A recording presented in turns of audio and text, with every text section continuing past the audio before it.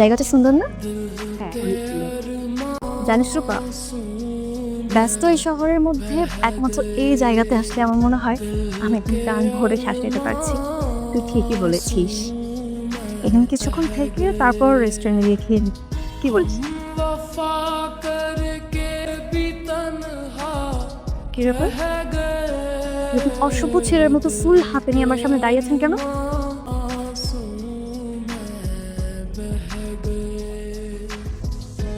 এটা কোনো সামান্য ফুল নয়, এটা আমার মনের অনুভূতি। মানে মানে কি করে বোঝাবো আমি জানি না, তবে এতটুকু জানি তোমাকে দেখার পর থেকে ঘাসের উপর শিশির বিন্দু ভালো লাগে, পূর্ণিমার চাঁদ ভালো লাগে, আমার মনের সবটা জুড়ে শুধু তুমি মন। তোমাকে দেখলেই মনে শান্তি আসে, এই জন্য এক অন্যরকম বসন্ত হাওয়া ছুঁয়ে যায় এই মনে। ও হ্যালো মিস্টার, আপনি কি পাগল নাকি? হ্যাঁ পাগল, শুধু তোমার প্রেম। আমার এই ফুলটা গ্রহণ করে তোমার মনের রাজ্যে আমাকে ঠেকাও। I love you Richie, I love you.